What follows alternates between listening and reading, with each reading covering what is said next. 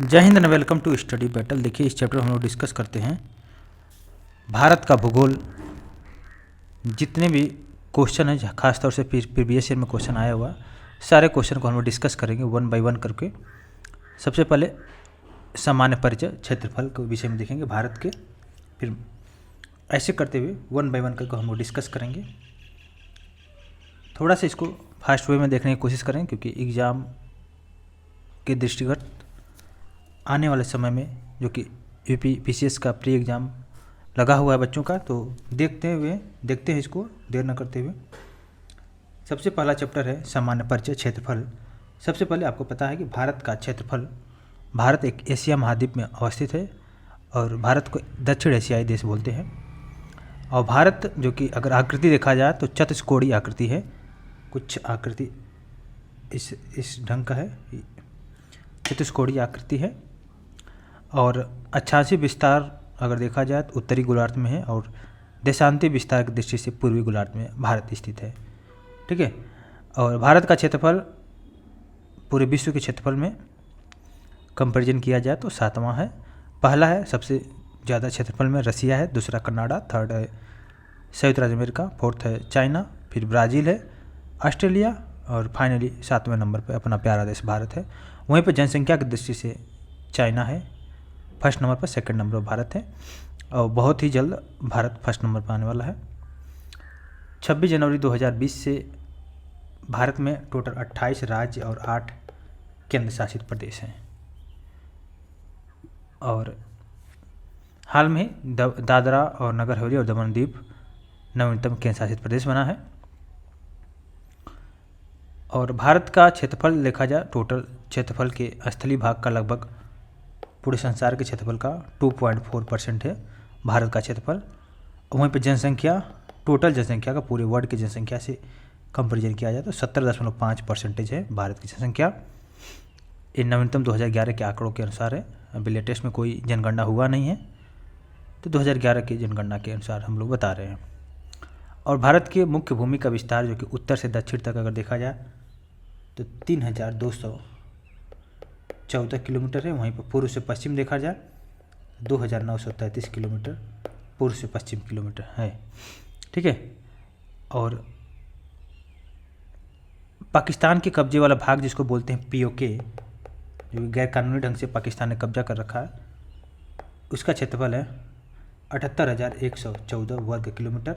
वहीं पर चाइना जो कि अक्साई चीन के अंतर्गत आता है, चाइना ने भी गैर कानूनी ढंग से कब्जा रखा है, 5,180 वर्ग किलोमीटर स्क्वायर का क्षेत्रफल चाइना के कब्जे में है।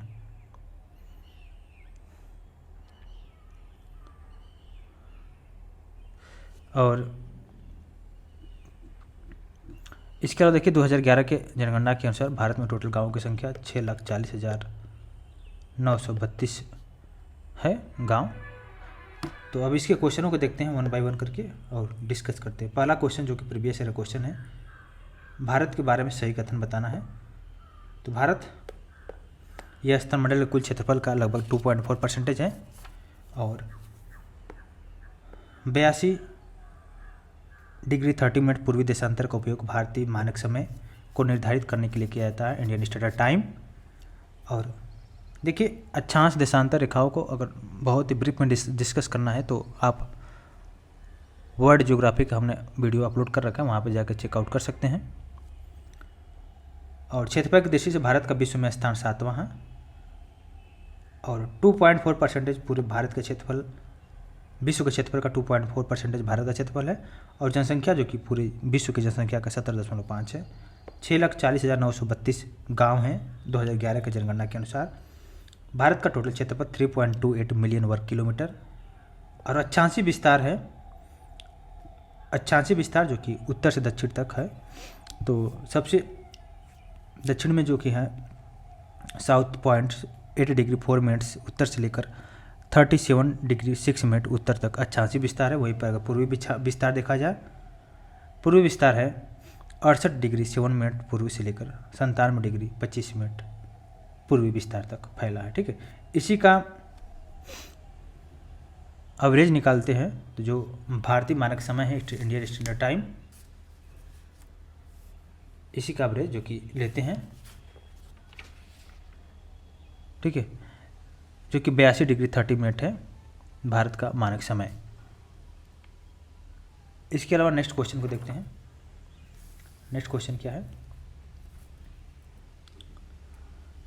भारत विश्व का 7वां बड़ा देश है और भारत जनसंख्या के दृष्टि से दूसरा बड़ा राष्ट्र है। उसकी सीमा का कुल विस्तार 15,200 किलोमीटर है। सर्वप्रथम सूर्योदय अरुणाचल प्रदेश में होता है। अब देखते हैं भारत के अक्षांशीय विस्तार का विषय में। तो देखिए इसमें भारत का जो विस्तार है, अक्षांशीय विस्तार 6 डिग्री 45 मिनट उत्तरी अक्षांश से लेकर 37 डिग्री 6 मिनट उत्तरी अक्षांश तक है। जबकि मुख्य भूमि का विस्तार देखा जाए तो 8 डिग्री 4 मिनट से लेकर 37 डिग्री 6 मिनट उत्तरी अक्षांश तक मुख्य भूमि का है, ठीक है। इसके अलावा देशांतर विस्तार देखा जाए 68 डिग्री 7 मिनट पूर्वी से लेकर 97 डिग्री 25 मिनट, जो कि पूर्वी देशांतर के मध्य भारत का देशांतरी है। इसके अलावा देखिए राजस्थान, पंजाब, हिमाचल प्रदेश, जम्मू कश्मीर में से किस राज्य से होकर, सिक्किम से होकर गुजरने वाला अक्षांश रेखा राजस्थान है। इसको आप देख सकते हैं। अब देखते हैं भारत का कर्क रेखा के विषय में। देखिए वन मोर पॉइंट, अगर अक्षांश रेखाओं के अंतराल 1 डिग्री के अंतराल पर खींचा के जाए तो उत्तरी गोलार्ध में 89 अक्षांश रेखाएं हैं और दक्षिणी गोलार्ध में 89 अक्षांश रेखाएं हैं। इस तरह अगर विषुवत रेखा को लेकर अक्षांश रेखाओं की कुल संख्या देखा जाए तो 179 टोटल अक्षांश रेखाएं हैं, ठीक है। और किन्हीं दो समांतर अक्षांश रेखाओं के मध्य जो दूरी है 111 किलोमीटर होता है, ठीक है। इसके अलावा दो देशांतर रेखाओं के बीच की जो अधिकतम दूरी है 111.33 किलोमीटर होता है। अब देखते हैं भारत और कर्क रेखा। कर्क रेखा जो कि 23 डिग्री 30 मिनट पर भारत का कर्क रेखा उत्तरी अक्षांश को भारत को कर्क रेखा कहते हैं, जो कि विषुवत रेखा के उत्तर में होता है। 23 डिग्री 30 मिनट उत्तरी अक्षांश को कर्क रेखा कहते हैं। कर्क रेखा भारत के 8 राज्यों से होकर गुजरता है। याद करने का तरीका है मित्र गमछा झार, मतलब देखिए गुजरात, राजस्थान, मध्य प्रदेश, छत्तीसगढ़, झारखंड, पश्चिम बंगाल, त्रिपुरा, मिजोरम से होकर कर्क रेखा गुजरती है। और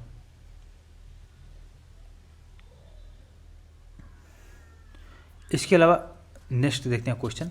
इसको आप याद किए रहिए कि कर्क रेखा कितने राज्यों से होकर गुजरती है। तो इससे बेस्ट क्वेश्चन को देख लेते हैं।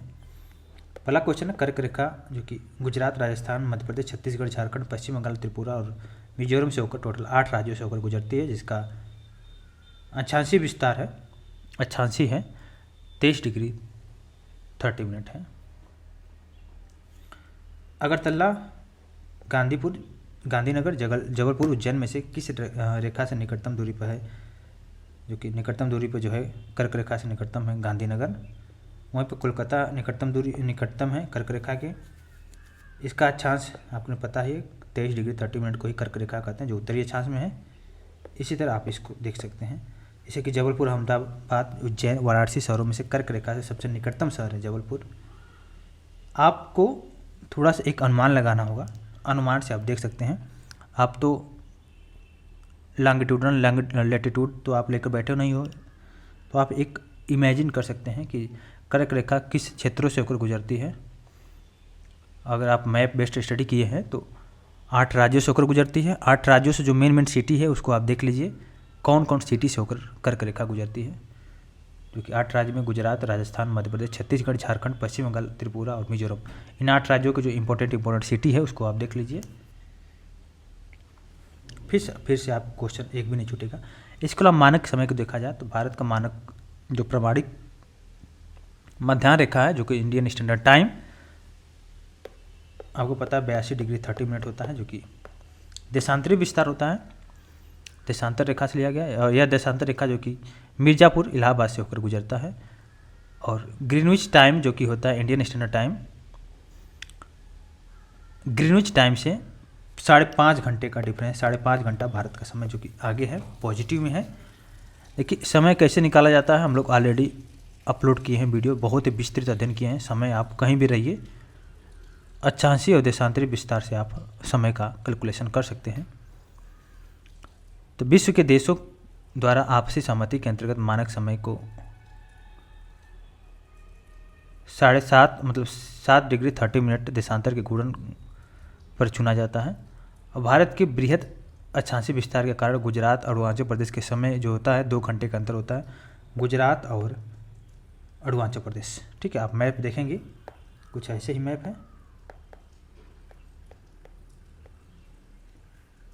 ठीक है, कुछ ऐसे ही मैप है। तो यहाँ पे देखिए अरुणाचल प्रदेश है, यहाँ पे गुजरात है। तो इन दोनों के बीच के जो अक्षांशीय विस्तार देखा जाए, टाइम निकाल जाए 2 घंटे का अंतर है। ठीक है, जो कि भारत का मानक समय इस तरह लिया जाता है, यहाँ से लिया जाता है, क्या नाम है, मिर्ज़ापुर से होकर गुजरता है, इलाहाबाद मिर्ज़ापुर से, जो कि 82 डिग्री 30 मिनट पे है। तो लगभग माना जाता है, देखिए दोनों का एवरेज ही है भारत का मानक समय, जो कि इलाहाबाद, प्रयागराज, मिर्ज़ापुर से होकर गुजरता है।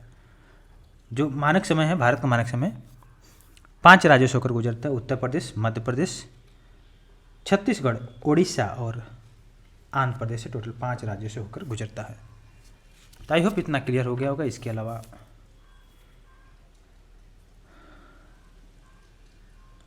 सभी देशांतर रेखाएं पृथ्वी को बराबर भागों में काटती हैं, इसलिए इन सभी को ग्रेट सर्किल कहा जाता है। ग्रीनविच या प्रधान हेमोत्तर रेखा के पूर्व में स्थित 180 डिग्री तक सभी देशांतरों को पूर्वी देशांतर और पश्चिमी की ओर स्थित 180 डिग्री तक सभी देशांतर को पश्चिमी देशांतर कहा जाता है। पृथ्वी 24 घंटे में 360 डिग्री घूमती है, आपको पता है 24 घंटे में 360 डिग्री। तो यहाँ पे आप निकाल सकते हैं 1 डिग्री में कितने मिनट का अंतर होता है। 1 डिग्री देशांतर में 4 मिनट का अंतर होगा। ठीक है, इस प्रकार अगर 15 डिग्री देशांतर रेखा का दिखाया जाए तो 1 घंटे का डिफरेंस होता है। मतलब अगर 15 डिग्री आप मूवमेंट कर लिए तो 1 घंटे का समय हो गया है। ठीक है, और सूर्य जो होगा पूर्व में उदय होता है, आपको पता है। पृथ्वी पश्चिम से पूर्व की ओर अपनी धुरी पर घूमती है। तो 0 डिग्री जो प्रधान हेमंतर जिसको बोलते हैं, पूर्व की ओर जाने पर ग्रीनविच टाइम से आगे, और पश्चिम की ओर जाएंगे तो ग्रीनविच टाइम से पीछे रहता है। ठीक है, तो इस तरह 0 से 180 पूर्व की ओर जाने पर 12 घंटे की अवधि लगती है, वहीं पर ग्रीनविच समय से 12 घंटे आगे रहता है। और इसी प्रकार अगर पश्चिम जाते हैं तो 12 घंटे पीछे का समय होता है। ठीक है, तो देखते हैं क्वेश्चन को। भारतीय मानक समय के यामोत्तर पर अर्धरात्रि है। एक स्थान का सुबह पर 6 बजा है, तो उसी स्थान का अवस्थिति जिस पर यामोत्तर पर है तो उसकी अवस्थी होगी 172 डिग्री 30 मिनट होगा। इसको आप निकाल सकते हैं। 6 बजा है तो पूछ रहा है ग्रीनविच टाइम पर समय क्या होगा, तो 5.5 घंटा माइनस कर दीजिए इसमें। ठीक है, और 1 घंटा में 15 डिग्री का डिफरेंस होता है, तो आप ऐसे समय से निकाल सकते हैं। ठीक है,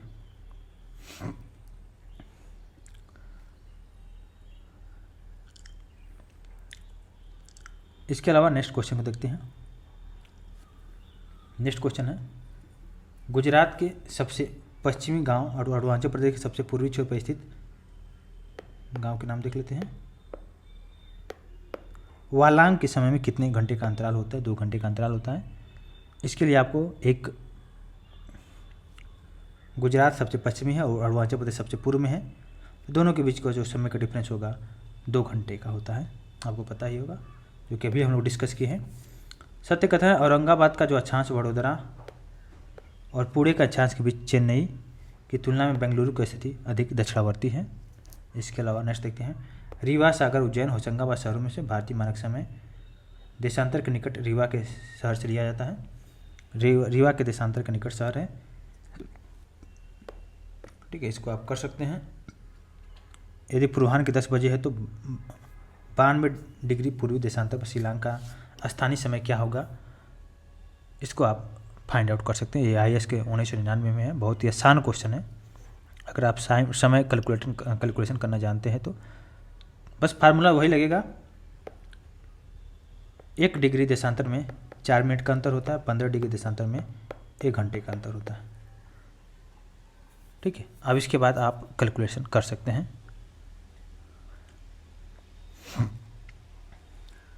इसके अंदर से देखते हैं आंध्र प्रदेश, छत्तीसगढ़, महाराष्ट्र, उत्तर प्रदेश राज्यों में से भारतीय मानक समय की यामोत्तर नहीं गुजरती है। महाराष्ट्र जो भारतीय मानक समय है, आंध्र प्रदेश, छत्तीसगढ़, उत्तर प्रदेश, उड़ीसा से होकर गुजरती, टोटल 5 स्टेटों से होकर गुजरता है। नेक्स्ट क्वेश्चन देखते हैं, नागपुर, दिल्ली, पटना, इलाहाबाद में से भारतीय मानक समय 82 डिग्री 30 मिनट गुजरती है प्रयागराज, इलाहाबाद से। भारत की प्रमाणिक मध्याह्न रेखाएं हैं 82 डिग्री 30 मिनट। ग्रीनिच टाइम से भारत का जो मानक समय है, इंडियन स्टैंडर्ड टाइम 5.5 घंटे प्लस में है। वहाँ पे देखा जाए बेंगलुरु, हैदराबाद, नागपुर और पुणे में दिल्ली के सबसे निकट जो है बेंगलुरु है।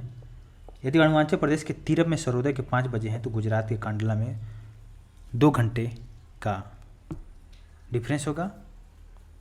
तो सुबह के 7 बजेंगे, तो अरुणाचल प्रदेश में सूर्योदय सुबह जल्दी होगा।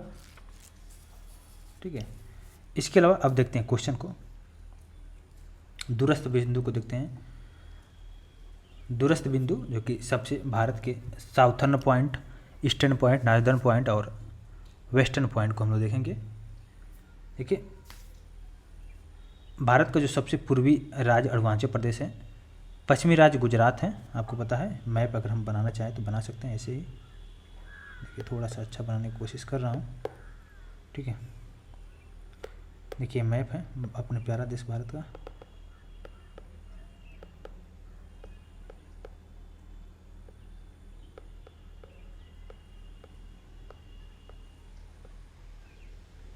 ठीक है,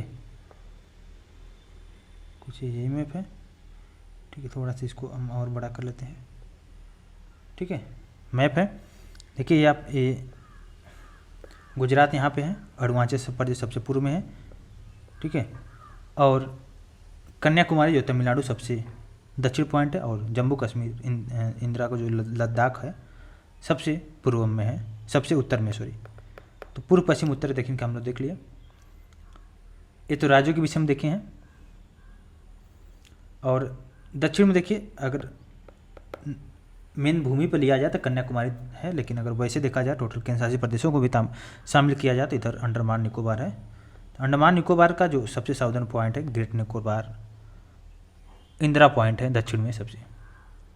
तो देखते हैं, तो चारों पॉइंट को देखते हैं। सबसे दक्षिणी पॉइंट इंदिरा पॉइंट है जो कि अंडमान निकोबार में है। वहीं पर मुख्य भूमि पर देखा जाए तो कन्याकुमारी में है सबसे दक्षिणतम पॉइंट, तमिलनाडु में। इसके अलावा उत्तरी पॉइंट को देखा जाए, सबसे उत्तर में सियाचिन ग्लेशियर के निकट इंदिरा कोल है जो कि लद्दाख में है। और पश्चिमी पॉइंट जो कि गुजरात में गुहार मोती है गुजरात में। वहीं पर केबुथी जो कि अरुणाचल प्रदेश में सबसे पूर्वी पॉइंट है।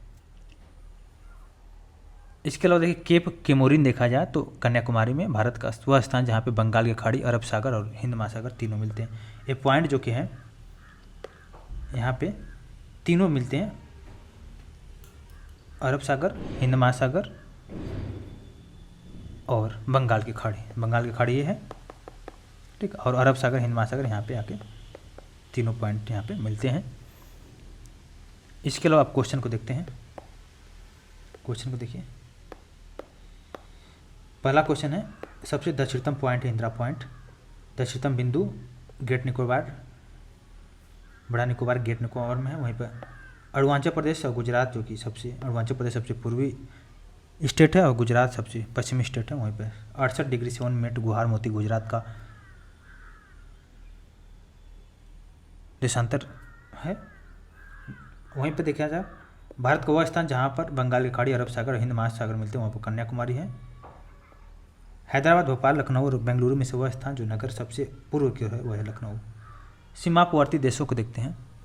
भारत के निकटतम सबसे पड़ोसी देश पाकिस्तान, अफगानिस्तान, चाइना, नेपाल, भूटान, मालदीव, श्रीलंका है भारत के सबसे पड़ोसी देश हैं। लेकिन मैप बहुत इसमें आपको याद होना चाहिए, बिना मैप का हम लोग इसको फिर से अगेन स्टार्ट करेंगे। एग्जाम के दृष्टिगत से हम लोग थोड़ा सा इसको फास्ट वे में पढ़ रहे हैं, लेकिन और भी हम लोग अच्छे डिस्कस करेंगे। ठीक है, देखिए, भारत के पड़ोसी देश पाकिस्तान हो गया, अफगानिस्तान हो गया, चाइना हो गया, नेपाल, भूटान, म्यांमार, बांग्लादेश, मालदीव और श्रीलंका है। देश की सीमाएं कहीं पे प्राकृतिक है, कहीं पे मानव निर्मित है। भारत की अगर स्थलीय सीमा में देखा जाए, उत्तर में चीन, नेपाल, वहीं पर दक्षिण उत्तर पश्चिम में अफगानिस्तान हो गया, पश्चिम में पाकिस्तान हो गया, पूर्व में बांग्लादेश हो गया और म्यांमार भी है। इसके अलावा देखिए, पश्चिम में पाकिस्तान और पूर्व में बांग्लादेश के साथ भारत की सीमाएं एक कृत्रिम और मानव निर्मित दोनों हैं, जबकि अन्य देश जैसे कि अफगानिस्तान हो गया, पाकिस्तान हो गया, चाइना, नेपाल, भूटान, म्यांमार के साथ जो कि भारत की सीमाएं प्राकृतिक है, नेचुरल है। जैसे हिमालय पर्वत है, हिमालय पर्वत एक तरह से बाउंड्री का काम करता है और बहुत ही हिमालय पर्वत का महत्व भी है। आने वाली जो ठंडी हवाएं हैं, रसियन जो कि यूरेशिया से बोल सकते हैं, ठंडी हवाएं को रोकता है। भारत के जो साउदर्न पॉइंट से जो दक्षिणी छोर से जो मौसम बनता है, तो बारिश के पानी को रोक कर बारिश कराता है, खासतौर से भारत की जो उत्तर पर्वत, गुजरात वाले, पंजाब, हिमाचल प्रदेश, दिल्ली, ये सब क्षेत्र आ गया। ठीक है, तो देखते हैं। देखिए, भारत बांग्लादेश का सीमा जो कि भारत के साथ जो लगता है, टोटल 4096.7 किलोमीटर। चाइना के साथ भारत का सीमा 3488 किलोमीटर, पाकिस्तान के साथ 3323 किलोमीटर, नेपाल के साथ 1751। अब इसके अलावा देखिए, बांग्लादेश के साथ जो भारत का राज्य सीमा साझा करता हुआ है पश्चिम बंगाल, असम। बांग्लादेश के साथ जो भारत का सीमा साझा करता हुआ वेस्ट बंगाल, असम, मेघालय, त्रिपुरा और मिजोरम, ये बांग्लादेश के साथ है। वहीं पर चाइना के साथ में है लद्दाख है, हिमाचल प्रदेश है, उत्तराखंड है, सिक्किम हो गया और अरुणाचल प्रदेश हो गया। पाकिस्तान के साथ लद्दाख हो गया, जम्मू कश्मीर तो है, पंजाब, राजस्थान और गुजरात हो गया। नेपाल के साथ उत्तराखंड हो गया, उत्तर प्रदेश हो गया, बिहार हो गया, पश्चिम बंगाल और सिक्किम है नेपाल के साथ। इसके अलावा देखिए, म्यांमार के साथ भारत का जो सबसे पूर्वी जो राज्य होंगे, जैसे अरुणाचल प्रदेश, नागालैंड, मणिपुर और मिजोरम है। भूटान के साथ सिक्किम, पश्चिम बंगाल, असम, अरुणाचल प्रदेश और अफगानिस्तान के साथ टोटल 106 किलोमीटर के साथ लद्दाख सीमा साझा करता है। ठीक है, तो अब देखते हैं क्वेश्चनों को डिस्कस करते वन बाय वन करके। मेघालय, त्रिपुरा, मणिपुर, मिजोरम में से वह राज्य जिसकी सीमा बांग्लादेश से नहीं मिलती है वह है मणिपुर। बांग्लादेश की सीमा से लगे राज्य है मेघालय है, असम, त्रिपुरा। देखिए, त्रिपुरा एक ऐसा स्टेट है जो कि 3 ओर से बांग्लादेश से घिरा हुआ है, और पश्चिम बंगाल हो गया, मिजोरम हो गया। ठीक है, इसके अलावा सिक्किम, मेघालय, अरुणाचल प्रदेश, पश्चिम बंगाल राज्यों में से भूटान के साथ सीमा नहीं लगती है, वह है मेघालय की। वह भारतीय राज्य जिसकी अधिकतम सीमा म्यांमार से स्पर्श करती है वह है अरुणाचल प्रदेश। अरुणाचल प्रदेश, नागालैंड, असम, मिजोरम में से किस राज्य की सीमा म्यांमार से उपनिष्ठ है वह है असम की सीमा। पाकिस्तान से सीमा बनाने वाले भारतीय राज्य और केंद्र शासित प्रदेश है पंजाब, जम्मू कश्मीर, लद्दाख, राजस्थान और गुजरात। नेपाल के पड़ोसी भारतीय राज्य उत्तराखंड, उत्तर प्रदेश, बिहार, पश्चिम बंगाल और सिक्किम है। भारत के साथ सबसे लंबी स्थलीय सीमा बांग्लादेश का है। और नेपाल के विषय में देखा जाए तो असम, मेघालय, नागालैंड, मिजोरम राज्यों में से भारत से जो अपनी सीमा नहीं बनाने वाले राज्य है नागालैंड है। बांग्लादेश से सीमा भारत और पाकिस्तान की जो सीमा रेखा निर्धारित की गई रेड क्लिप के द्वारा की गई है। डूरंड लाइन भारत अफगानिस्तान की सीमा रेखा को डूरंड लाइन कहते हैं। वहीं मैकमोहन भारत और चाइना के बाउंड्री सीमा को मैकमोहन रेखा कहते हैं। इसके अलावा नेक्स्ट क्वेश्चन को देखते हैं। भारत और पाकिस्तान के मध्य सीमा रेखा एक उदाहरण है। सुपर इम्पोज, अध्यारोपित बोलते हैं इसको, मतलब किसी के द्वारा बनाई गई निर्धारित की गई रेखा है। भारत और चाइना की उत्तर पूर्वी सीमा का सीमांकन करने वाली रेखा मैकमोहन है। भारत श्रीलंका से अलग करती है पाक जलडमरू मध्य से। वहीं पर भारत, नेपाल, भूटान और चाइना की जो सीमाओं में मिलने वाला भारतीय राज्य सिक्किम है। असम, त्रिपुरा, नागालैंड, पश्चिम बंगाल राज्यों में से किसके 3 तरफ से अंतर्राष्ट्रीय सीमा है हुआ है त्रिपुरा। इसके अलावा भारत का अपने पड़ोसी राज्यों के मध्य अंतर्राष्ट्रीय सीमा के विस्तार का आरोही क्रम देखा जाए तो नेपाल, पाकिस्तान, चाइना और बांग्लादेश। अब देखते हैं भारत की भौतिक विभाजन, जो कि बहुत इंपॉर्टेंट चैप्टर है और इसको सारे क्वेश्चनों को हम डिस्कस करेंगे, भौतिक विभाजन को पूरा देखेंगे। तो आपको पता है पूरा चुंबकत्व जो अध्ययन की वह शाखा है जिसमें चट्टान अवसाद और निर्माण के समय जो संरक्षित गुण हैं उनका अध्ययन किया जाता है और प्राचीन भूवैज्ञानिक घटनाओं के अध्ययन में सहायक होते हैं। अल्फ्रेड वेगनर थे वैज्ञानिक, उनका नाम था अल्फ्रेड वेगनर।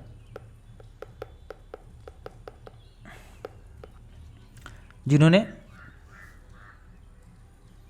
महाद्वीपीय विस्थापन सिद्धांत को प्रमाणित करने के लिए पूरा चुंबकीय अध्ययन को आधार बनाया। और महाद्वीपीय जो विस्थापन सिद्धांत के अनुसार उन्होंने बोला था कि भारतीय स्थलपिंड गोंडवाना लैंड का पार्ट है, जो कि है भी। गोंडवाना भूभाग के जो विशाल क्षेत्र में कौन कौन पार्ट आते थे? भारत, ऑस्ट्रेलिया, अफ्रीका, दक्षिण अमेरिका और अंटार्कटिका, ये गोंडवाना लैंड का पार्ट है। और गोंडवाना लैंड जो कि मध्यवर्ती मध्यजीवी कल्प में संवहनी धाराओं द्वारा गोंडवाना लैंड कई टुकड़ों में पड़ गया। ठीक है, ये गोंडवाना लैंड कई पार्टों में टूट गया। ठीक है, इसमें भारत का भी पार्ट था। और जो कि भारत का प्लेट था गोंडवाना भूमि से अलग होकर उत्तर दिशा की ओर, जो कि रसिया की तरफ, चाइना की तरफ विस्थापित होने लगी। और जो रसियन प्लेट है, यूरेशियन प्लेट बोलते थे, भारत का प्लेट और यूरेशियन का प्लेट जाकर टकरा गई। जैसे टकराई तो उनके बीच में जो समुद्र था जिसका नाम था थेथिस सागर था, उनके बीच जो अवसादी सब चीज़ें थीं, वहाँ से दोनों प्लेटों के टकराने से एक पर्वत का निर्माण हुआ। उसी पर्वत को बोला गया हिमालय श्रृंखला बना। ठीक है, हिमालय जो कि पूरा पश्चिमी एशिया की पर्वतीय श्रृंखला के रूप में विकसित हो गए। हिमालय की पूरी पर्वत श्रृंखला एक युवा है जो कि पहले नहीं था, न्यू में बना है। इसमें शिखर, गहरी घाटियाँ, तेज बहने वाली नदियाँ और पताल तोड़ कुएँ भी पाए जाते हैं। ठीक है, इसके अलावा थेथिस सागर जो थे हिमालय के रूप में ऊपर उठने तथा प्रायद्वीपीय पठार के उत्तरी किनारे के नीचे धंसने के कारण एक बहुत बड़े द्रोणी बेसिन का निर्माण हुआ है। समय के साथ साथ यह बेसिन जो कि उत्तर पर्वतीय और प्रायद्वीपीय पठार से बहने वाली जो नदियों को अवसादी निक्षेपों द्वारा धीरे धीरे भर गया और जलोढ़ निक्षेपों से निर्मित एक विस्तृत समतल भूभाग जिसको बोला उत्तरी मैदान के रूप में विकसित हुआ। उत्तरी मैदान में देखिए पूरा जो आपका नदी के किनारे के तट आप देखेंगे, उत्तर प्रदेश का, बिहार का, उत्तराखंड का, ये सब रेंज लेकर पूरा है। और भूगर्भी अगर देखा जाए, भूगर्भी रूप में जो प्रायद्वीपीय पठार पृथ्वी की सतह का प्राचीनतम भाग है। प्रायद्वीपीय भाग भारत का सर्वाधिक स्थिर भाग है। प्रायद्वीपीय पठार आग्नेय और रूपांतरित शैलों वाली कम ऊंची पहाड़ियों और चौड़ी घाटियों से बना है। मेघालय पठार और प्रायद्वीपीय पठार का जो बहिर्शाही आउटलायर है, यह एक समतल भूमि है जो कि भ्रंशन के कारण भारतीय प्रायद्वीप से मालदा गैप द्वारा पृथक हो गए। तो देखते हैं क्वेश्चनों को। भारत के जो कि प्राकृतिक प्रदेश को 4 भागों में बांटा गया। एक उत्तर का प्राकृतिक प्रदेश, पर्वतीय प्रदेश और विशाल मैदान तो पता ही है। इसके अलावा प्रायद्वीपीय पठार और तट और द्वीप, 4 प्राकृतिक भागों में बांटा गया है। ठीक है, तो अब देखते हैं क्वेश्चनों को डिस्कस करते हुए 1 बाय 1 करके चलेंगे। तो देखिए पहला क्वेश्चन जो कि है इसको हम लोग इरेज कर लिए। पहला क्वेश्चन है, भारत से उपबंध पूरा चुंबकीय परिणामों से संकेत मिलते हैं। भूतल से भारतीय स्थलपिंड सरका है, उत्तर की ओर सरका है। इसके अलावा भारतीय उपमहाद्वीप मूलतः एक विशाल भूखंड का भाग है जिसे बोला गया गोंडवाना लैंड। और गोंडवाना लैंड में दक्षिण अमेरिका, अफ्रीका, अंटार्कटिका, ऑस्ट्रेलिया और भारत सब गोंडवाना लैंड का ही पार्ट है। इसके अलावा नेक्स्ट देखिए, भारत विभाजित हुआ 4 प्राकृतिक प्रदेश जिसको अभी देखे हैं। उत्तराखंड में पताल तोड़ कुएं पाए जाते हैं तराई क्षेत्र में। यदि हिमालय पर्वत श्रेणियाँ नहीं होता तो भारत पर सर्वाधिक संभाव भौगोलिक प्रभाव होता। देश के अधिकांश भाग में साइबेरिया से आने वाली जो शीत लहरों का अनुभव होता है और बहुत ज़्यादा ठंडी पड़ती है, जैसे कि रसिया में है। और सिंधु गंगा मैदान इतनी जलोढ़ मृदा से वंचित रहती, तो समझिए उस क्षेत्र में बिल्कुल ही पानी का अभाव होता और मानसून का प्रतिरूप वर्तमान प्रतिरूप से बिल्कुल अलग होता। हो सकता है बहुत ज़्यादा सूखा का अनुभूति करना होता। सत्य कथन है कि भौमिकी दृष्टि से प्रायद्वीपीय क्षेत्र भारत का सबसे प्राचीन भाग है। हिमालय विश्व में सबसे नवीन पर्वत है। फोल्डेड बोलते हैं उनको, फोल्डेड पर्वतों को प्रदर्शित करते हैं। भारत में गोंडवाना शिलाओं से कोयले का बृहदम भंडार है, जो कि बिल्कुल करेक्ट है। भारत में भू आकारों की रचना के दृष्टि में सही कथन बताना है। संरचनात्मक दृष्टि से मेघालय पठार दक्कन पठार का ही विस्तारित भाग है। कश्मीर घाटी की रचना एक समभिनति में हुई है और गंगा मैदान की रचना एक अग्रगर्त में हुई है। भारत के पश्चिमी समुद्र तट का निर्माण भूमि के उत्थान और निर्गमन के कारण हुआ है। उसके अलावा नेक्स्ट देखते हैं उत्पत्ति और काल। दक्कन ट्रैप है जो कि क्रिटेशियस आदि नूतन, पश्चिमी घाट उत्तर नूतन जिनको बोला गया सेनोजोइक, अरावली पर्वत को जो कि प्री कैम्ब्रियन काल का है। वहीं पर नर्मदा ताप्ती जलोढ़ निक्षेप जो कि अत्यंत नूतन है। इसके अलावा देखते हैं केरल का कुट्टानाड या कुट्टानाडु प्रसिद्ध है। केरल का जो कुट्टानाडु है प्रसिद्ध है, जो कि भारत के न्यूनतम ऊंचाई वाला क्षेत्र के रूप में केरल को धान का कटोरा कहा जाता है। इसी तरह यूपी में धान का कटोरा बोला जाता है चंदौली को, जो कि वाराणसी के निकट है। वाराणसी से कटा हुआ जिला है, धान का कटोरा बोलते हैं। बहुत सारा सिंचाई के लिए गंगा की नदी है और बहुत सारे नहरों का निर्माण है, उसकी वजह से वहाँ पर धान का कटोरा बोलते हैं। और FAO के द्वारा वैश्विक महत्वपूर्ण कृषि विरासत प्रणाली घोषित किया गया है। इसके अलावा देखिए मुंगेर, रोहतास, जमुई, नवादा में से वह जिला जो धारवाड़ भूस्तरीय रचना वाला नहीं है उसको बोलते हैं रोहतास। सिंधु क्षेत्र, गंगा क्षेत्र, असम क्षेत्र और मध्य भारत क्षेत्र में से वह क्षेत्र जो मरुस्थल है उसको बोलते हैं सिंधु क्षेत्र। विंध्यन, कुडप्पा, धारवाड़ और गोंडवाना में से वह चट्टान प्रणाली जो भारत में नवीनतम है उसको बोला गया है गोंडवाना। आई होप इसको क्लियर हो गया होगा। अब देखते हैं भारत का पर्वतीय प्रदेश, जो कि बहुत इंपॉर्टेंट चैप्टर है।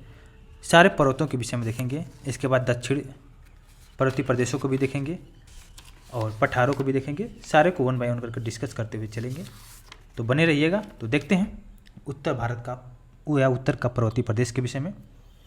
आपको पता है कि भारत की उत्तरी सीमा का विस्तृत जो कि हिमालय भूगर्भीय रूप से युवा और बनावट की दृष्टिकोण से बिल्कुल नमित बलित पर्वत है, जो कि ठैथी सागर और यूरेशियन प्लेट और गोंडवाना जो कि अपना भारतीय प्लेट के टकराने से ही, भारत का प्लेट जो गोंडवाना प्लेट का पार्ट है, तो टकराने से हिमालय पर्वत का निर्माण हुआ, जो कि बिल्कुल नवीन और बलित पर्वत है।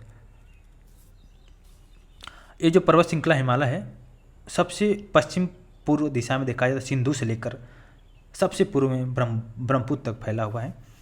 हिमालय विश्व की सबसे ऊंची पर्वतश्रेणियाँ है और हिमालय लगभग 2500 किलोमीटर की लंबाई है। 2500 किलोमीटर बहुत कम नहीं होता, 2500 किलोमीटर की लंबाई और 250 किलोमीटर तो उसकी चौड़ाई है। औसत चौड़ाई इसका है,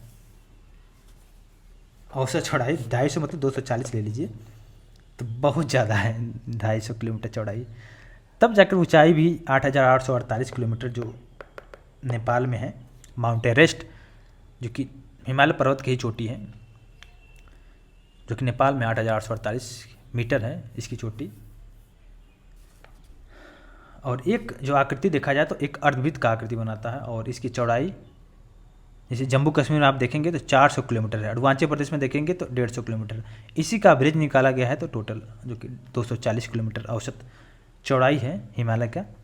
भारत के प्रमुख जो हिमालयी प्रदेश हैं जो हिमालय के पास में है स्थित राज्य, उसमें से जम्मू कश्मीर हो गया, लद्दाख तो है ही, सियाचिन ग्लेशियर, काराकोरम, लद्दाख, जास्कर, ये सब जो कि आपको मिलेगा आपको हिमालय पर्वत श्रेणी के पास में। और हिमाचल प्रदेश हो गया, उत्तराखंड हो गया, सिक्किम हो गया और अरुणाचल प्रदेश आपको पता ही है, मेघालय, नागालैंड, मणिपुर, मिजोरम, त्रिपुरा। इसके अलावा असम और पश्चिम बंगाल का भी पहाड़ी क्षेत्र इसके अंतर्गत आता है, ठीक है। और हिमालय के निर्माण के आधार पर इनको 4 श्रेणियों में बांटा गया। एक ट्रांस हिमालय जो कि तिब्बत के क्षेत्र को ट्रांस हिमालय, बृहद हिमालय जो कि महान हिमालय और लघु हिमालय मध्य हिमालय को सबसे वाह हिमालय जो शिवालिक जो सबसे बोल सकते हैं कि ईस्टर्न पॉइंट को, ठीक है। इसके अलावा क्वेश्चन को डिस्कस करते हैं और भी इसमें कुछ पॉइंट, बहुत सारा पॉइंट है, क्वेश्चन देखेंगे तो उसी में सारे को डिस्कस करते हुए चलेंगे। माउंट एवरेस्ट आपको पता है एवरेस्ट की सबसे ऊंची चोटी है। एवरेस्ट विश्व की सबसे ऊंची चोटी है माउंट एवरेस्ट, और यह नेपाल के तिब्बत सीमा पर है। और कंचनजंगा हिमालय पर्वत श्रृंखला में तीसरी सबसे चोटी है। तीस्ता नदी और पश्चिमी तामू नदी के बीच में है कंचनजंगा। ठीक है, और देखते हैं पहला क्वेश्चन और डिस्कस करते हुए चलेंगे। पहला क्वेश्चन देखिए, हिमालय से निकलने वाली सभी नदियां जो है सतत वाहिनी नदियां हैं। बिल्कुल करेक्ट है, क्योंकि हिमालय जो कि बर्फ़ से ढका हुआ है, तो बर्फ़ जैसे जैसे पिघलती है हमेशा ही, तो जिसकी वजह से जो नदियां हैं, हिमालय से निकली नदियां, पानी हमेशा रहता है। हिमालय अपनी वर्षा का जो कि अधिकांश हिमालय अपनी वर्षा का अधिकांश जो दक्षिण पश्चिमी मानसून प्राप्त करता है।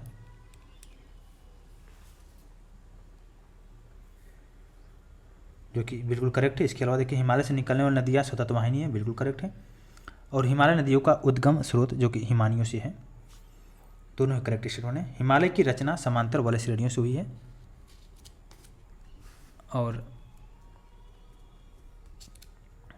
जिसमें प्राचीनतम श्रेणी है बृहद हिमालय। इसके अलावा नेक्स्ट देखिए, उत्तर भारत में उप हिमालय क्षेत्र के सहारे फैले समतल मैदान को बोला गया भांबर। देखिए, उप हिमालय क्षेत्र के जो गिरिपद क्षेत्र में पश्चिम में जो सिंधु हो गया, पूर्व में तीस्ता के बीच जो समतल मैदान है उसको भाबर बोलते हैं। सामान्यतः 8 से लेकर 16 किलोमीटर चौड़ाई जो कि हिमालय नदियों द्वारा अचानक ढाल भंग होने के कारण जो शिवालिक के गिरिपद क्षेत्र में कंकड़ और बजरी के जमाव से निर्मित हो जाता है। ठीक है, इसी को बोलते हैं भांबर। हिमालय का पर्वतीय प्रदेश जो कि शिवालिक है। और नेक्स्ट क्वेश्चन देखिए, शिवालिक पहाड़ियों का हिस्सा हिमालय का है। हिमालय की सबसे दक्षिणी श्रेणियाँ हैं शिवालिक के उत्तरी ढालों और लघु हिमालयों के मध्य। लघु हिमालयों के जो दक्षिण ढालों के मध्य अनेक चौरस तल वाली संरचनात्मक घाटियाँ होती हैं। शिवालिक श्रेणियों का निर्माण सेनोजोइक युग में हुआ है, प्लायोसिन युग में, जो कि लगभग 5 से 1.7 मिलियन वर्ष पहले। औसत ऊंचाई जो कि 900 से 1100 मीटर है शिवालिक का। और गिरिपथ की स्थितियों जो कि शिवालिक शैल समूहों के दक्षिण में भांबर क्षेत्र उदाहरण है गिरिपथ की स्थिति का।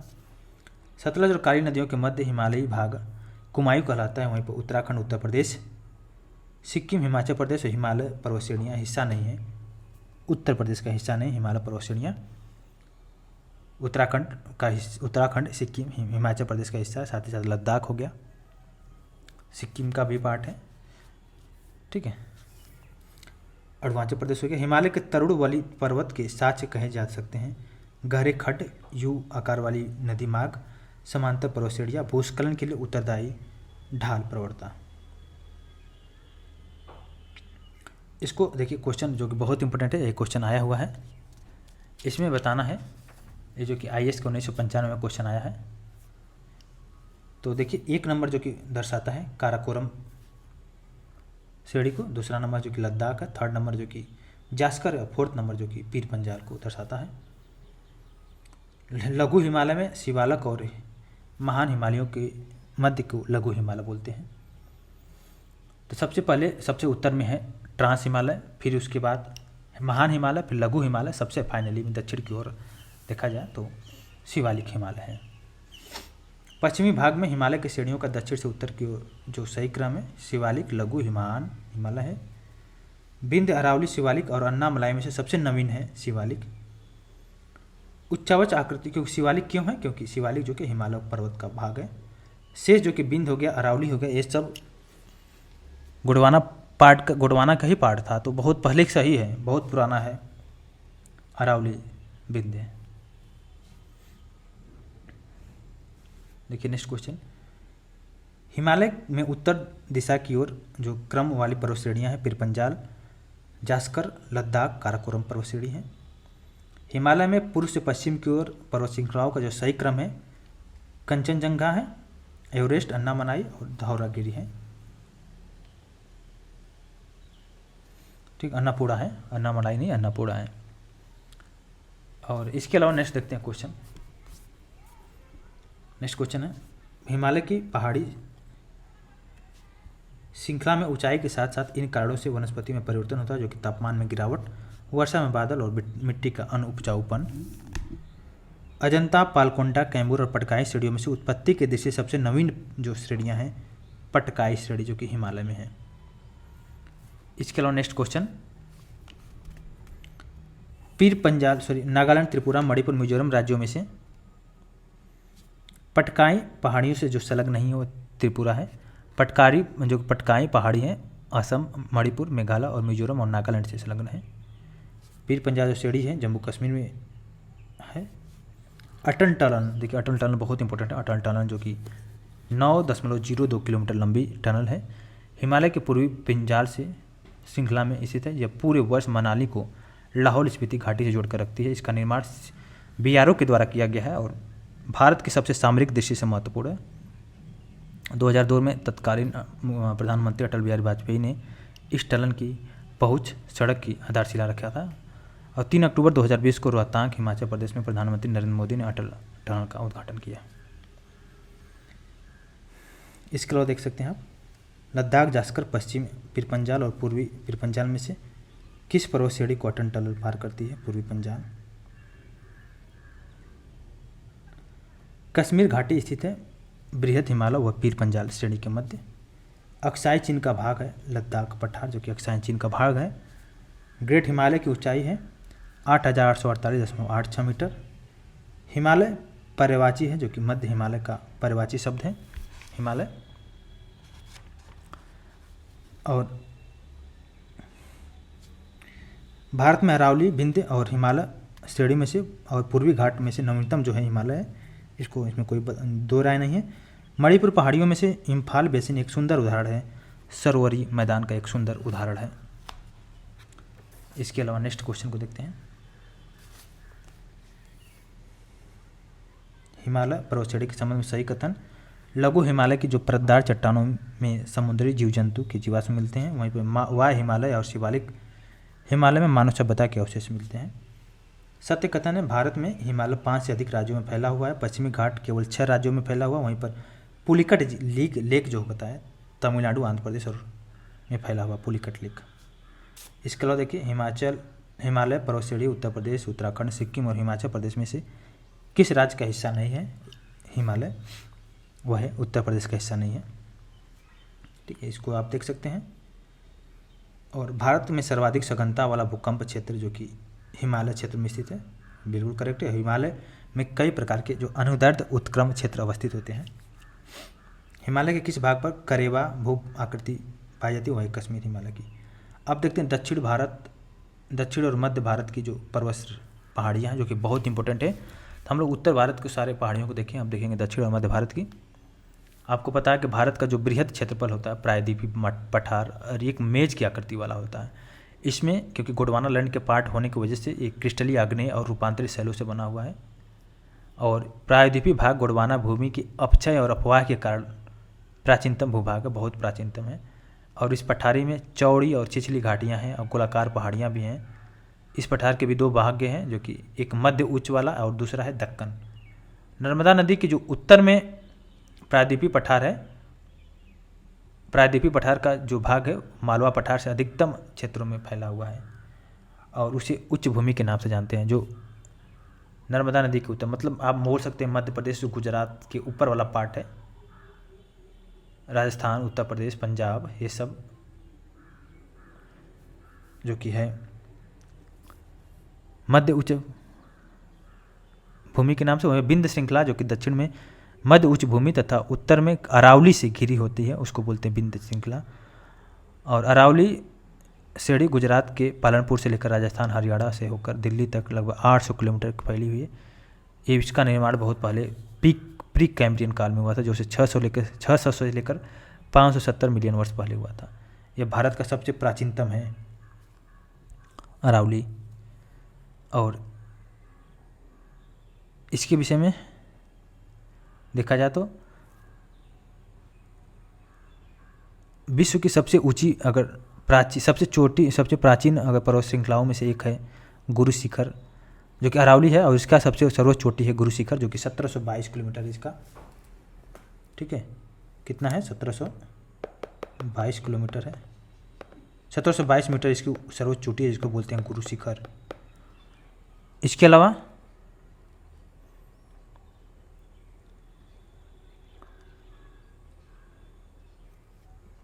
जो प्रारंभिक पर्वत अपर्दन की शक्तियों के द्वारा अपर्दित होकर नीचे हो जाते हैं, उसे अवशिष्ट या दृष्टिगोचर करते हैं। देखिए अरावली जो कि मोस्टली भाट आपको रेजिडुअल माउंटेन के रूप में दिखेगा, मतलब लोग बारिश के पानी से, धूल से, हवा की वजह से मृदा का बिल्कुल अपर्दन हो गया है।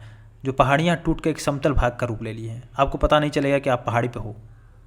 बहुत सारे स्थान पर बस चुके हैं लोग, ठीक है, जिसमें से विंध्याचल हो गया, अरावली हो गया, सतपुड़ा, ठीक है, ये सब रेजिडुअल माउंटेन का पार्ट हो गया है। वहीं पर सतपुड़ा जो कि देखा जाए, सतपुड़ा जो कि दक्कन पठार का भाग है, और इसका विस्तार गुजरात, महाराष्ट्र, मध्य प्रदेश, छत्तीसगढ़ राज्य में है। और उत्तरी भाग पर नर्मदा नदी और दक्षिणी भाग पर ताप्ती नदी बहती हैं। सतपुड़ा सीढ़ियाँ इन दोनों नदियों के मध्य में स्थित है। धूपगढ़ चोटी जो कि सबसे ऊंची चोटी है, पंचमढ़ी में है, जो कि सतपुड़ा सीढ़ी का पार्ट है, धूपगढ़।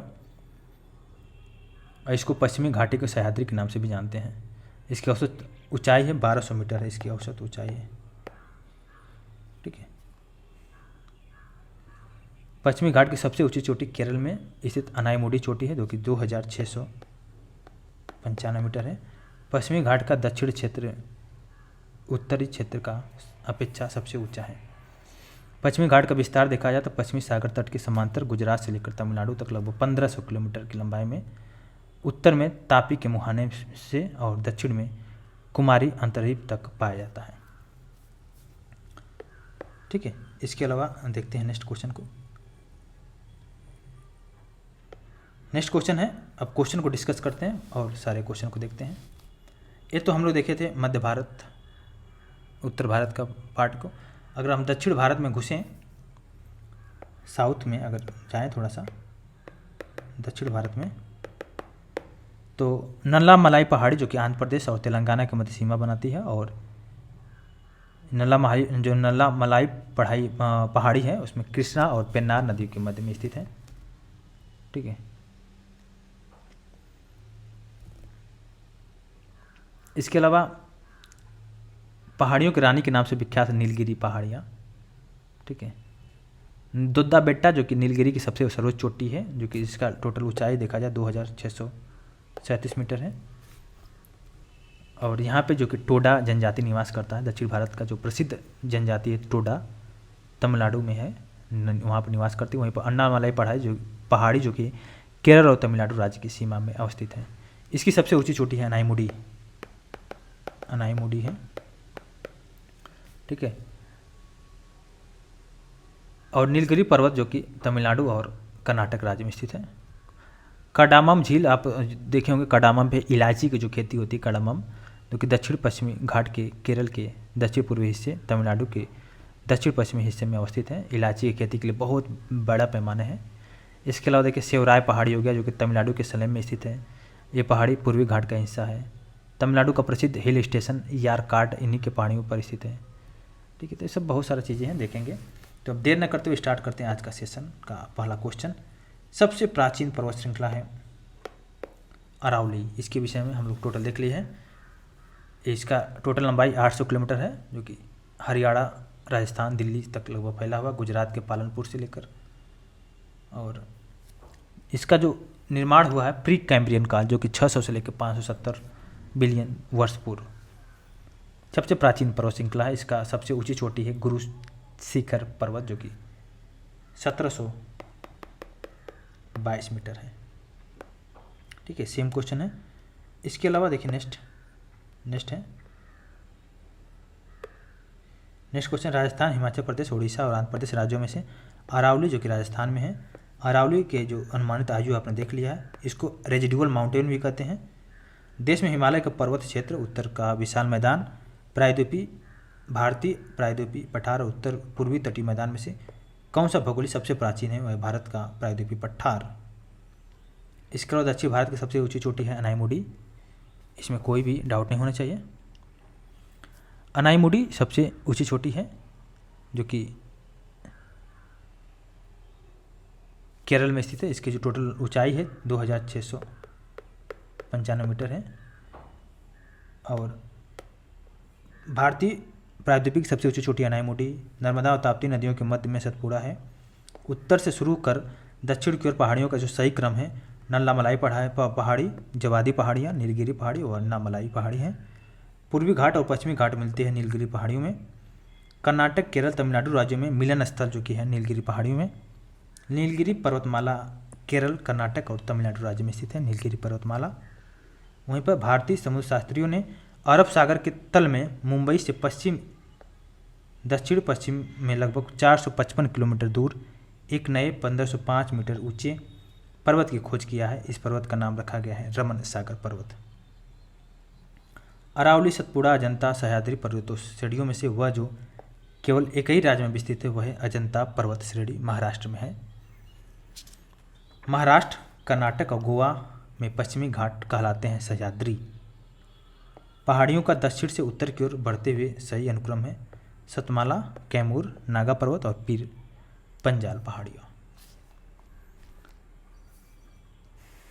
इसके अलावा नेक्स्ट क्वेश्चन, कड़ामम पहाड़ियाँ जिन राज्यों की सीमा पर स्थित है वह है केरल और तमिलनाडु।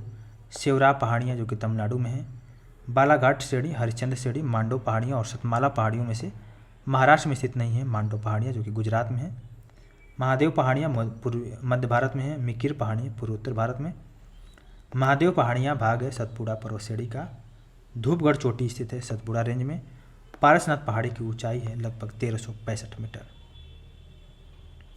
गारो पहाड़ी, गारो खासी जयंतिया जो कि मेघालय में है। मिरी पहाड़ी अरुणाचल प्रदेश में। कोल्लईमलाई तमिलनाडु में। डालमा जो कि झारखंड में देखने को मिलेगा, डालमा पहाड़ी। बिल्कुल आपको याद होना चाहिए, रटा होना चाहिए। देखिए नीलगिरी, अन्नामलाई, काडमम और नल्लामलाई में से भारत की सबसे दक्षिणतम पर्वत श्रेणी है काडमम पर्वत श्रेणी। और नेक्स्ट देखिए, मध्य भारत में स्थित पहाड़ियों का पश्चिम से पूर्व की ओर सही क्रम है सतपुड़ा, महादेव, मैकाल और छोटा नागपुर।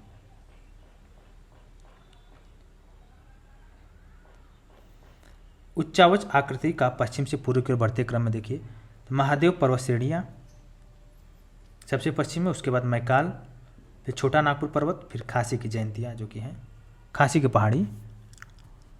ठीक है, इसके अलावा नेक्स्ट देखिए, सही कथन है पश्चिमी घाट दक्षिण क्षेत्र में अपेक्षाकृत अधिक ऊंचाई पर है। और पश्चिमी घाट में अनाईमुडी दक्षिण भारत की सबसे ऊंची चोटी है। पश्चिमी घाट दक्षिण क्षेत्र में अपेक्षाकृत सबसे अधिक ऊंची है। और पश्चिमी घाट में अनाईमुडी दक्षिण भारत की सबसे ऊंची चोटी है। वहीं ताप्ती नदी सतपुड़ा के दक्षिण में है, बिल्कुल करेक्ट है। और नर्मदा नदी और ताप्ती नदी घाटियाँ जो कि पुरानी रिफ्ट घाटियाँ हैं और इनका जो बहाव है पश्चिम की तरफ है। और पश्चिमी घाट के संबंध में सही कथन है यह एक भ्रंशोत्य पर्वत है। इनका पूर्वी ढाल नीचा होता हुआ पठार है, इनका उत्तरी ढाल लावा बेसाल्ट से आच्छादित है। वहीं पर कोडाई कनाल जो कि पालनी तमिलनाडु में स्थित है कोडाई कनाल। और मुकंदरा पहाड़ी, डोरा पर्वत, अलवर पर्वत और गिरवा पर्वत में से कौन सी पहाड़ी राजस्थान के विंध्य पर्वत श्रेणियों का विस्तार है वह है मुकंदरा पहाड़ी। गलीकोंडा, सलेहेर, सिकरांग, गुट्टा, मार्दिगुला गोंडा में से कौन सी पर्वत श्रेणियाँ पूर्वी घाट में अवस्थित नहीं है वह है सलहेर। देखिए केरल का सबसे ऊंची चोटी है अनाईमुडी। नागालैंड का सरामती है। उत्तराखंड का नंदा देवी और तमिलनाडु का है दोद्दा बेट्टा।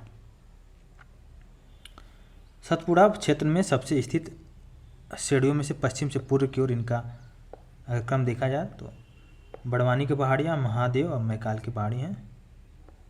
ठीक है, इसको आप देख सकते हैं। अब देखते हैं नेक्स्ट जो क्वेश्चन है। नेक्स्ट क्वेश्चन है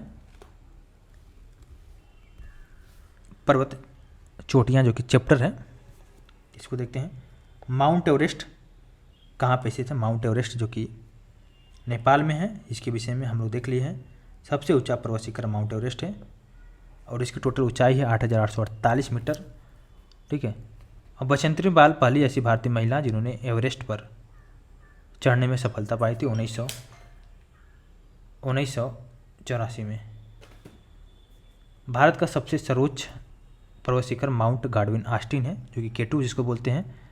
यह पर्वत शिखर जो कि काराकोरम श्रेणी में स्थित है। समुद्र तल से इसका जो ऊंचाई है 8611 है। वहीं पर माउंट एवरेस्ट का 8848 है, मीटर में है। ठीक है, तो भारत का सबसे ऊंची चोटी हो गया K2 गॉडविन ऑस्टिन, और पूरे विश्व का हो गया माउंट एवरेस्ट।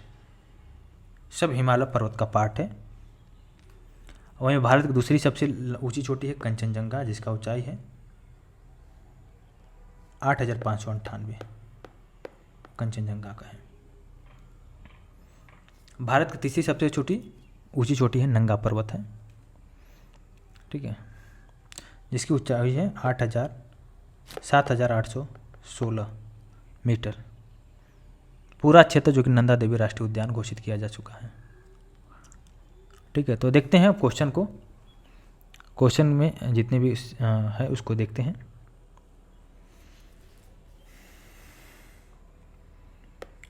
नेक्स्ट क्वेश्चन है, देखिए, जुको तोबोई जो कि माउंट एवरेस्ट पर चढ़ने वाली पहली महिला है। मैं भारतीय महिला पूछेगा तो बचेंद्री पाल है। बचेंद्री पाल, चंद्र प्रभा एतवाल, जया सिंह और संतोष यादव में 2 बार माउंट एवरेस्ट पर चढ़ने वाली जो पहली महिला पर्वतारोही है वह है संतोष यादव। एवरेस्ट पर चढ़ने वाली द्वितीय भारतीय महिला संतोष यादव। सबसे ऊंची चोटी आपने देख ही लिया है। भारत का सेकंड नंबर की चोटी जो कंचनजंगा है, जिसका ऊंचाई आपने देखा 8611 है। कंचनजंगा जो कि है दूसरी सबसे ऊंची चोटी है, इसका टोटल लंबाई 8598 मीटर है। 8611 जो कि भारत की सबसे ऊंची चोटी है काराकोरम श्रेणी में स्थित है, उसका नाम है K2 गॉडविन ऑस्टिन। ठीक है, माउंट एवरेस्ट सबसे ऊंची चोटी है, उसके बाद गॉडविन ऑस्टिन है, फिर कंचनजंगा हो गया। हिमालय की सबसे ऊंची चोटी कंचनजंगा में नेपाल और सिक्किम में स्थित है। नंदा देवी जो कि गढ़वाल हिमालय का भाग है, वहीं पर नंदा देवी उत्तराखंड में स्थित है। इसके अलावा नेक्स्ट में देखते हैं। नेक्स्ट क्वेश्चन है, गुरु शिखर पर्वत ऊंची चोटी है, राजस्थान में है। अरावली का उच्चतम शिखर है गुरु शिखर। हिमालय की चोटियों का पूर्व से पश्चिम की दिशा में सही क्रम है नामचा बरवा, कंचनजंगा, माउंट एवरेस्ट और नंदा देवी। इसके अलावा देखिए, गोसाईथान, कामेत, नंदा देवी, त्रिशूल पर्वत शिखरों में से जो कि भारत में अवस्थित पर्वत शिखर नहीं हुए गोसाईथान। ठीक है, आप इसको देख लीजिएगा। मध्य प्रदेश का सर्वोच्च शिखर धूपगढ़ जो कि सतपुड़ा में है। गौरलाटा चोटी सामरीपाट में है, वहीं पर कुंभलगढ़ एक अरावली का उच्चतम शिखर है। अब नेक्स्ट चैप्टर देखते हैं जो कि है घाटियाँ और दर्रों के विषय में देखेंगे। जितने भी इम्पोर्टेंट दर्रे हैं सारे को डिस्कस करेंगे। तो देखते हैं, कुल्लू घाटी जिन पर्वत श्रेणी के बीच में स्थित है वह धौलाधर और पीरपंजाल जो कि कुल्लू घाटी है।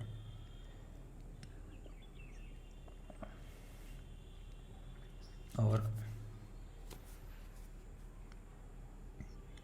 नेलांग घाटी उत्तराखंड में नेलांग घाटी है। और मूर्खा घाटी जो कि मरखा घाटी जिसकी लद्दाख में, जुकू घाटी नागालैंड, सांगला घाटी हिमाचल प्रदेश में, यूथांग घाटी जो कि सिक्किम में स्थित है, मूर्खा घाटी लद्दाख में है। ठीक है, और जुकू घाटी जो कि नागालैंड में है, जुपू पर्वत के पीछे स्थित है। सांगला घाटी जो कि किन्नौर हिमाचल प्रदेश में स्थित है। चारों ओर से पर्वतीय घाटियों और बसपा नदी से घिरी है। यूथांग घाटी आपको सिक्किम में देखने को मिलेगा। वहीं पर देखा जाए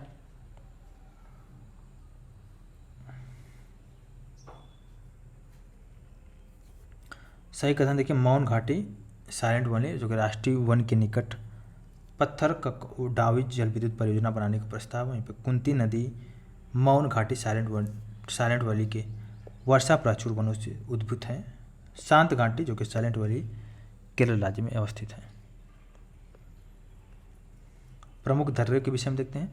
दर्रा देखिए क्या होता है कि किसी पर्वत या पहाड़ी में जो निचला भाग होता है जिससे होकर रास्ता का निर्माण होता है उसी को बोलते हैं पासस, दर्रा।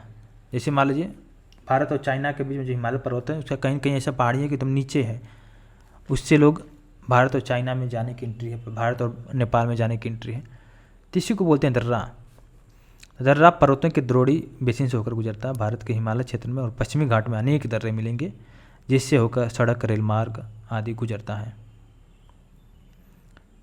काराकोरम दर्रा जो कि भारत के सबसे ऊंचे दर्रों में से एक है। भारत का सबसे ऊंचा दर्रा यांगजी दीवान 5890 मीटर इसकी ऊंचाई है। वहीं पर बुर्जिल दर्रा हो गया, श्रीनगर को गिलगित से जोड़ता है, सब है। तो देखते हैं क्वेश्चनों का। पालघाट दर्रा जो कि नीलगिरी और अन्नामलाई पहाड़ियों के मध्य केरल में है। भोर घाट महाराष्ट्र में है। लिपुलेख दर्रा उत्तराखंड में है। लेह जाने का रास्ता जो कि जोजिला दर्रे में स्थित है। इसके बाद देखते हैं नेक्स्ट। वर्ष 2006 में लगभग मध्य में भारत और चाइना के बीच बढ़ते व्यापार बढ़ाने के लिए पुनः खोला गया, वह है नाथुला दर्रा। माड़ा नीति जो कि उत्तराखंड में है। जोजिला लद्दाख में है। बनिहाल दर्रा जम्मू और कश्मीर में है। नाथुला दर्रा जो कि सिक्किम में देखने को मिलेगा। ठीक है, एक एक दर्रे को पता होना चाहिए। थाल घाट, बोर घाट जो कि महाराष्ट्र में है। जहाँ पे घाट वर्ड लग गया तो आपको महाराष्ट्र में ही देखने को मिलेगा। ठीक है, और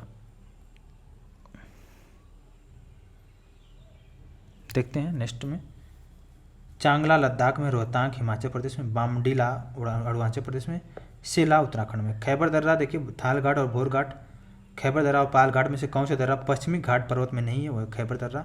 थाल घाट, भोर घाट, पाल घाट, ये तीनों ही महाराष्ट्र में आपको देखने को, जहाँ पे घाट लग गया ये आपको महाराष्ट्र में देखने को मिलेगा। इसको भी याद करने का एक ट्रिक्स मान लीजिए।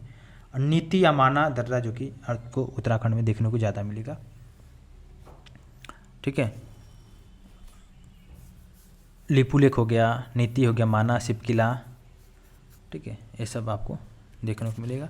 देखते हैं, तो एक सारांश में अगर देखा जाए तो लद्दाख में आपको मिलेगा खारदुलांगा, खारदुगला और काराकोरम, जोजिला, चांगला। जम्मू कश्मीर में पीर पंजाल, बनिहाल हो गया। हिमाचल प्रदेश में सिपकिला, रोहतांग, बाड़ालाचा, यांगची, ये सब हो गया। माना जहाँ पे लग गया ये सब आपको उत्तराखंड में, जैसे मुलिंगला, माना, नीति, लिपुलेख हो गया, नामा, ये सब हो गया आपको उत्तराखंड में मिलेगा। सिक्किम में नाथुला बहुत फेमस है, जेलेपला है। अरुणाचल प्रदेश में बामडीला, यांगाप दीपू जिसको बोलते हैं। थाल घाट, भोर घाट इसको महाराष्ट्र में आपको मिलेगा। पाल घाट केरल में है। ठीक है, देखते हैं इसमें। ठीक है, सारा आपने देख लिया। रोहतांग जो कि हिमाचल प्रदेश में है, इसको आप देख सकते हैं। हिम रेखा और हिमनद के विषय में आप देख सकते हैं। इसके क्वेश्चनों को कर लेते हैं, बहुत ज़्यादा इंपॉर्टेंट नहीं है, बहुत सारा आया भी नहीं हुआ है, तो देखते हैं इसको भी। इसमें देखिए, हिमालय रेखा जो कि 4300 से 6000 मीटर के बीच में पूर्व में सबसे बड़ा हिमनद है सियाचिन। चौराबाड़ी ग्लेशियर जो कि केदारनाथ मंदिर के उत्तर में है।